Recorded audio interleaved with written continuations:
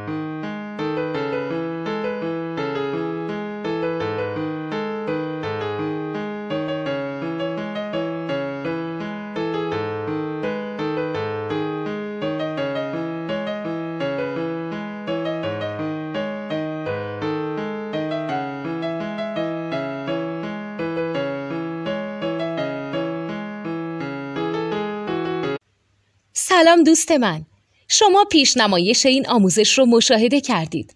برای دیدن آموزش به صورت کامل میتونید به وبسایت نوت 2 که مرجع آموزش موسیقی هست مراجعه کنید.